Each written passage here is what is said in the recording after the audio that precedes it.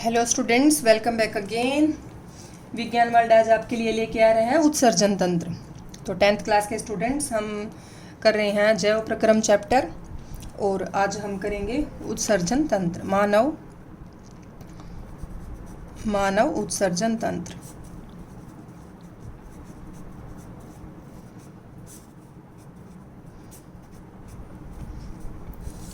Okay, अब उत्सर्जन तंत्र में एक तो आता है आपके कि कौन कौन से अंग हैं इसकी।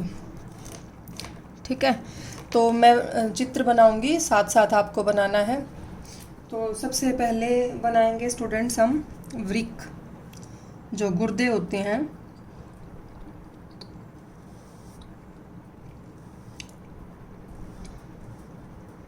ये हो गया दायां वृक्क, और जो बायां वृक्क है स्टूडेंट वो थोड़ा सा ऊपर होता है, इससे लेवल ऊपर होता है इसका, ये ऊपर ये नीचे, क्योंकि ऊपर इसके है यकृत लीवर, तो लीवर के प्रभाव के कारण ये थोड़ा दब जाता है और नीचे की ओर होता है। ठीक है, तो ये बायां और ये दायां ये गुर्दे हो गए हैं, जिन्हें और क्या बोलते हैं, वृक्क बोलते हैं। ठीक है, और यहाँ आ जाएगा आपका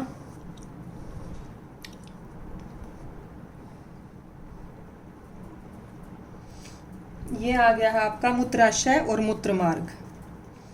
अब इधर से आएंगी मूत्रवाहिनियाँ और यहाँ खुलेंगी, दोनों के दोनों किडनी से वृक्क से आती हैं मूत्रवाहिनियाँ। ठीक है, अब ये क्या हो गया, नाम लिख देते हैं फटाफट। बायां वृक्क,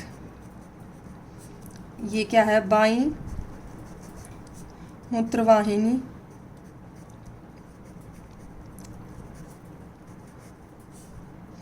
ये हो गया मूत्राशय, और ये हो गया है मूत्रमार्ग। जो मूत्रमार्ग है वो महिलाओं की बजाय पुरुषों में ये लंबा होता है, जिस वजह से महिलाओं में यूरिनरी ट्रैक्ट इन्फेक्शन बोलते हैं, मूत्रमार्ग का इन्फेक्शन वो ज़्यादा होता है। ठीक है, बैक्टीरियल इन्फेक्शन होता है, ये बैक्टीरिया से, जीवाणु से इन्फेक्शन होता है, तो ये ज़्यादा होता है, आपने सुना भी होगा। तो ये होगी बाईं मूत्रवाहिनी, और ये वाली होगी दाईं मूत्रवाहिनी, बायां वृक्क, और इसको बोलेंगे दायां वृक्क। ठीक है, फिर दोनों किडनी में महाधमनी और महाशिरा की शाखा होती है। ठीक है, ऐसे दिखा देंगे हम। ये तो हमने दिखा दी महाधमनी, लाल रंग से दिखा रहे हैं। तो महाधमनी की एक शाखा तो इसमें गई और एक शाखा इधर है। ठीक है, रंग भी कर सकते हो आप, इसको कलर करने से थोड़ा और अच्छा अट्रैक्टिव हो जाएगा। और ऐसे ही शाखा होगी किसकी, महाशिरा की।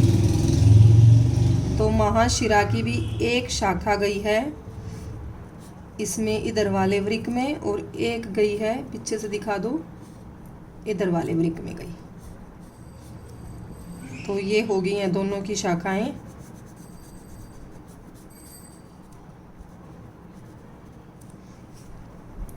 ठीक है, तो इसको अभी आप लिख देंगे, ये महाशिरा है और ये महाधमनी की शाखा है। ठीक है, नीले रंग वाली है तो महाशिरा है, और लाल रंग वाली है महाधमनी।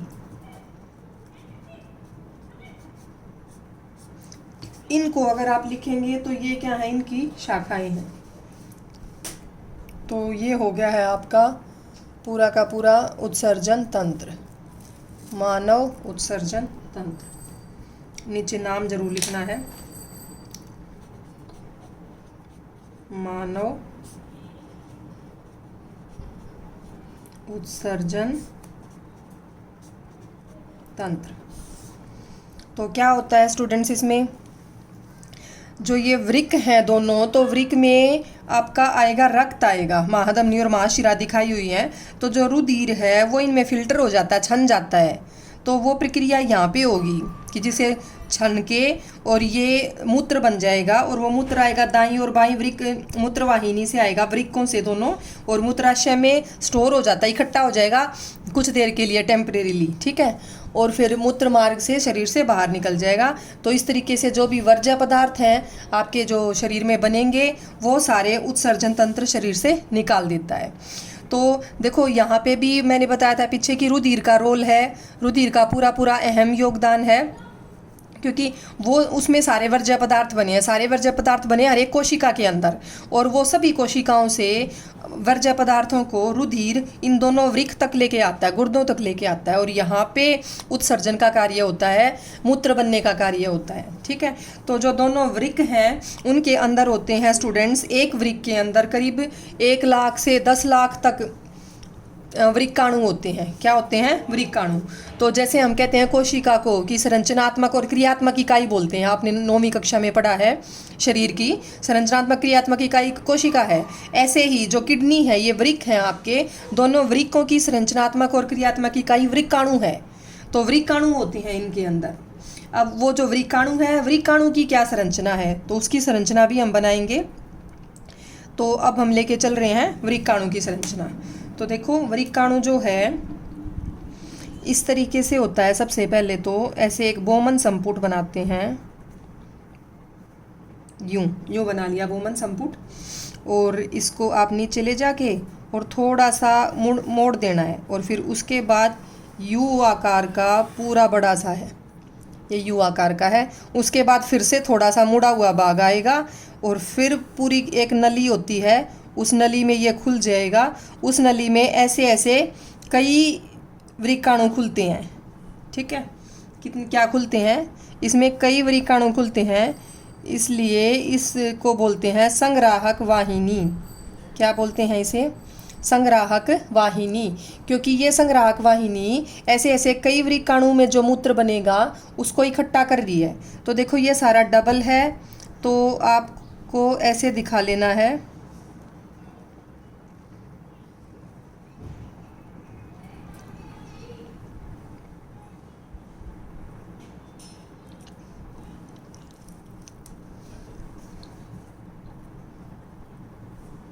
ये सारा ऐसे है डबल। ये हो गया इसका, क्या पढ़ रहे हैं हम? वृक्काणु। वृक्काणु की संरचना पढ़ रहे हैं। तो ये आके यहाँ जुड़ गया, ठीक है। अब वृक्काणु में ये क्या क्या है? ये बोमन संपुट है। मैं एक एक करके सबके नाम बताऊंगी आपको, उससे पहले बना लेते हैं। अब जैसे मैंने यहाँ बताया कि महाशिरा और महाधमनी की शाखाएं जाएंगी दोनों वृक्कों के अंदर, ठीक है। तो ये वृक्काणु में भी जाएंगी, ये सारी कहाँ जाएंगी? वृक्काणु के अंदर भी जाएंगी। तो शुरू में हम दिखाते हैं, इधर महाधमनी की शाखा दिखाएंगे। ये होगी महाधमनी की शाखा, और महाधमनी ऐसे यहाँ पे घुसी है। ये आ गई महाधमनी आपकी। यहाँ पे जाल सा बना होता है,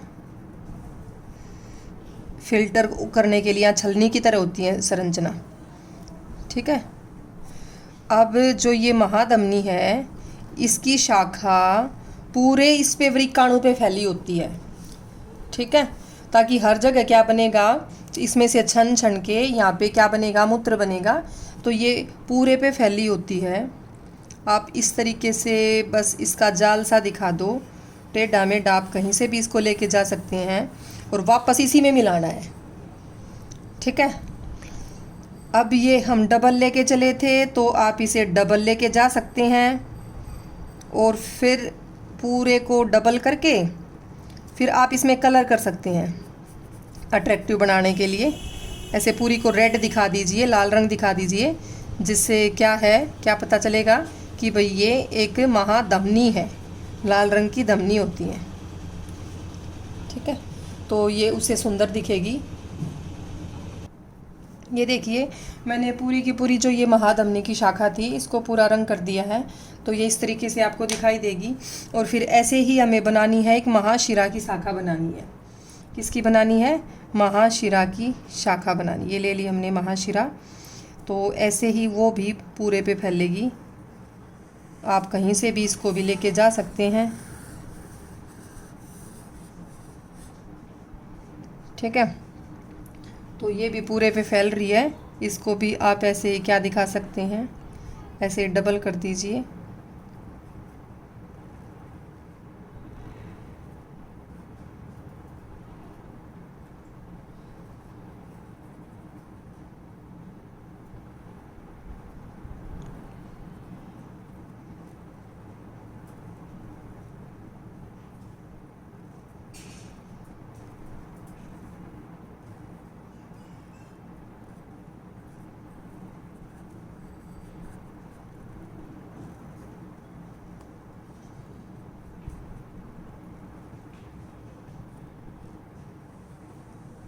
अब आप इसमें भी कलर कर सकते हैं। ये हो गया है, महाशिरा में कलर कर दिया है। तो ये महाशिरा का भी जाल पूरे के पूरे इस पे वृक्काणु पे फैला होता है। ठीक है, फिर आपका बच गया ये जो ये बोमन संपुट वाला जो ट्यूब्यूल है, तो ये ब्लैक कलर का है, तो इसको भी हम कलर कर देते हैं। ये देखिए, ये पूरा का पूरा वृक्काणु हमने पूरे में कलर कर लिया है। तो ये हमारा बन गया है वृक्काणु का चित्र। ठीक है, तो इसका सबसे पहले नीचे ही नाम लिख देते हैं, वृक्काणु की संरचना। क्या है ये? वृक्काणु की संरचना। ये हो गई आपकी वृक्काणु की संरचना। ठीक है, अब उसके बाद सभी के नाम देंगे हम एक एक करके। तो सबसे पहले जो ये इधर है, ये बताई थी मैंने, संग्राहक वाहिनी बोलते हैं इसे। क्या बोलते हैं? संग्राहक वाहिनी।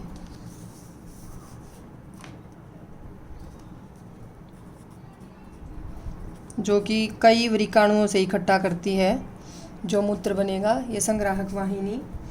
अब जो ये वाली है,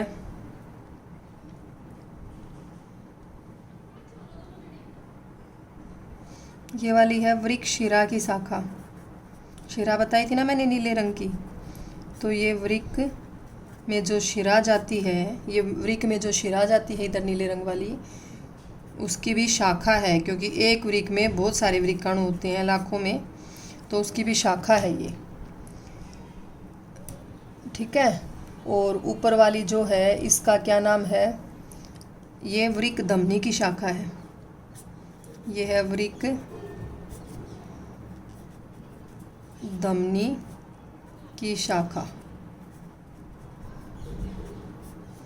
और जो ये काले रंग का इस तरीके का बनाया हमने, इसको बोलते हैं बोमन संपुट। बोमन संपुट नाम है इसका। और जो यहाँ जाल सा बन गया, इसको बोलते हैं कोशिका गुच्छ या ग्लोमेरुलस। क्या नाम है इसका? कोशिका गुच्छ या ग्लोमेरुलस।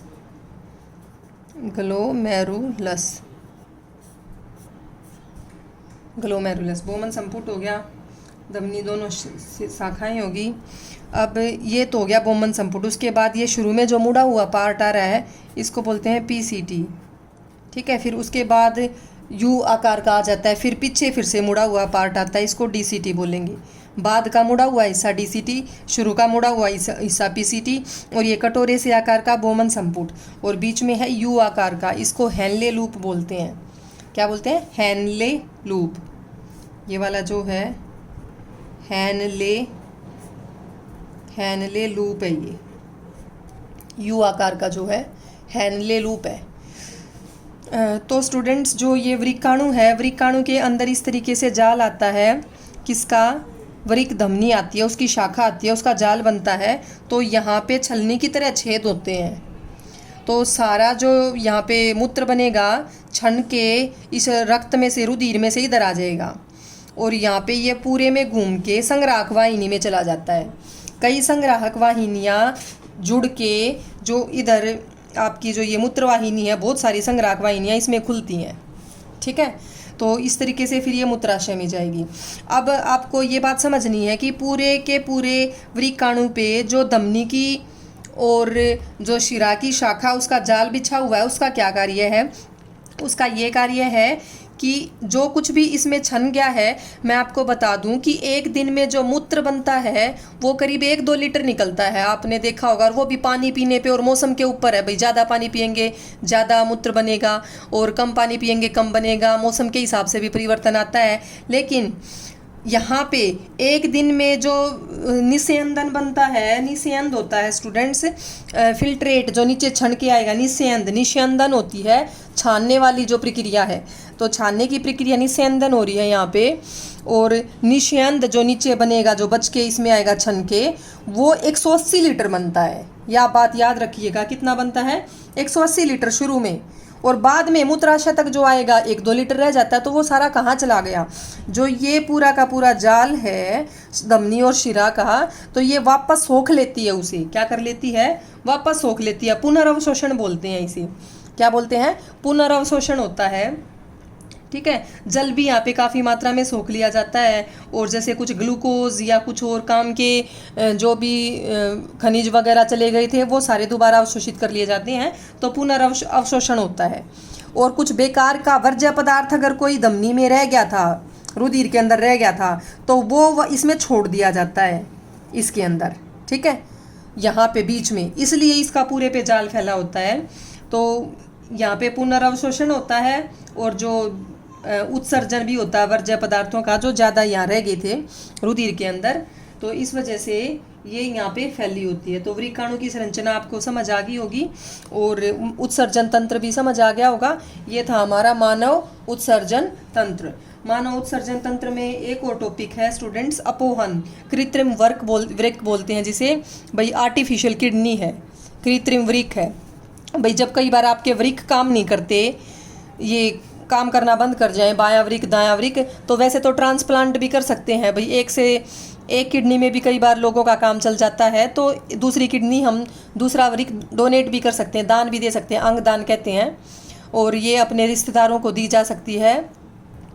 ठीक है, आप बड़ी क्लासेस में जाके पढ़ेंगे, ब्लड ग्रुप मैच होता है और भी कई चीज़ें, तो ये दान भी कर सकते हैं हम। लेकिन कई बार जब दोनों खराब हो जाती हैं, तो उस परिस्थिति में क्या करते हैं?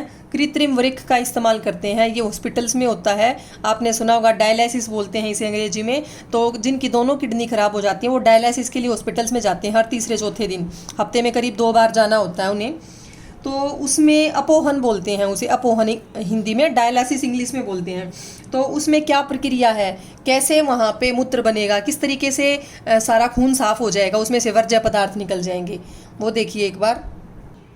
ये देखिए आप, ये कोई भी पेशेंट है तो इसकी किसी धमनी को जोड़ दिया, धमनी से खून ले रहे हैं, और ये एक इस डिब्बे से में आ रहा है। तो ये क्या है स्टूडेंट्स? ये अपोहन का जो मशीन है वो ऐसी ही होती है। इसमें देखो ये पीले रंग का एक द्रव डाला हुआ है, येलो कलर का दिख रहा होगा, यहाँ से डाल रहे हैं। अपोहन के लिए ताज़ा विलयन लिखा हुआ है इन्होंने, अपोहन के लिए ताज़ा विलयन यहाँ से डाल रहे हैं, और यहाँ से वो वापस निकल रहा है अपोहन के बाद विलयन। अब देखिए, जो हमारा वर्ज्य पदार्थ होता है, जो मूत्र बनता है, तो हम कैसे जीव हैं? हम हैं जो यूरिया को उत्सर्जित करते हैं। ठीक है, जो नाइट्रोजन होती है, नाइट्रोजन के यौगिक उत्सर्जित किए जाते हैं स्टूडेंट्स, तो यूरिया हमारे अंदर उत्सर्जित किया जाता है। ठीक है, तो जो यूरिया उत्सर्जन होती है, अब यहाँ पे जो कंसेप्ट है, जो आपका प्रिंसिपल जो है, वो उसमें क्या है कि ये देखिए, जो रुधिर है आपका, रुधिर के अंदर तो वर्ज्य पदार्थ बिल्कुल बहुत ज़्यादा हैं, लेकिन जो अपोहन का विलयन लेंगे इसके अंदर वर्ज्य पदार्थ बिल्कुल भी नहीं है। तो मैंने आपको बताया था, ज़्यादा सांद्रता से कम सांद्रता की ओर चले जाते हैं ये। और जो ये इसकी झिल्ली है, ये जो आपने पाइप सी ली है, ये पाइप की जो झिल्ली है चयनित पारगम्य झिल्ली है। ये कैसी झिल्ली है? ये पारगम्य झिल्ली है। पारगम्य झिल्ली से बहुत सारे वर्ज्य पदार्थ अंदर से बाहर, बाहर से अंदर जा सकते हैं। तो वो किस तरफ से किस तरफ जाएंगे? अपनी ज़्यादा सांद्रता से कम सांद्रता की ओर। तो उन वर्ज्य पदार्थों की ज़्यादा सांद्रता तो रक्त के अंदर है, लाल वाले हिस्से में, और कम सांद्रता कहाँ है? येलो वाले पीले इसमें विलयन में। तो वो रुधिर से निकल के और पीले विलयन में आ जाएंगे सारे वर्ज्य पदार्थ। ठीक है, और पीले विलयन को जो वर्ज्य पदार्थों वाला यूरिया वाला हो गया, वो इधर आ गया, और नया हम ताज़ा इसमें भरते रहेंगे ताकि अच्छे से उनका आवागमन हो सके इस झिल्ली से, पारगम्य झिल्ली से। तो ये जो प्रक्रिया है मैंने पीछे आपको बताई थी, विसरण होती है कि ज़्यादा सांद्रता से कम सांद्रता की ओर कणों का जाना। लेकिन अगर विसरण किसी पारगम्य झिल्ली की सहायता से हो रहा है, भाई बीच में झिल्ली है, अपने आप नहीं हो रहा कि कमरे में जो परफ्यूम की स्मेल है, सुगंध है, वो एक कोने से दूसरे कोने तक चली गई, बीच में कोई रुकावट तो आई नहीं, लेकिन यहाँ पे बीच में पारगम्य झिल्ली है। तो इस प्रकार की जो प्रक्रिया है उसे कहते हैं परासरण। क्या कहते हैं उसे? परासरण। विसरण साधारण है जिसमें कोई पारगम्य झिल्ली नहीं आती, और अगर झिल्ली आती है और फिर मूवमेंट हो रही है, फिर गति हो रही है, तो उसको बोलते हैं परासरण। तो परासरण दाब बन जाता है, यहाँ ज़्यादा बनेगा, और बाहर पीले वाले में परासरण दाब कम हो जाता है। तो ज़्यादा दाब से कम दाब की ओर वो सारे वर्ज्य पदार्थ चले जाते हैं, और हमारा रक्त जो है, रुधिर, वो साफ हो जाएगा और फिर से पेशेंट के पास भेज दिया। तो इस तरीके से सारे रुधिर को ये साफ कर देती है। तो ये कृत्रिम वर्क है, अपोहन जिसे कहते हैं, डायलिसिस जिसे कहते हैं। तो इस तरीके से ये काम करती है। अब ये हमारा उत्सर्जन, मानव उत्सर्जन का टॉपिक कंप्लीट हो गया है स्टूडेंट्स। अब उसके बाद आता है, तो स्टूडेंट्स अगर आपको मेरा वीडियो पसंद आया तो इसे लाइक शेयर सब्सक्राइब ज़रूर करें। और इसके बाद हम मिलते हैं नेक्स्ट वीडियो में। हमारा एक ही टॉपिक रहता है इसमें, पौधों में वहन और पौधों में ही उत्सर्जन। उसके साथ हम एक्सरसाइज भी उसी वीडियो में कवर करेंगे। पौधों में वहन, पौधों में उत्सर्जन, फिर एक्सरसाइज, अभ्यास के प्रश्न होंगे। तो ये हमारा चैप्टर अगली वीडियो में कंप्लीट हो जाएगा।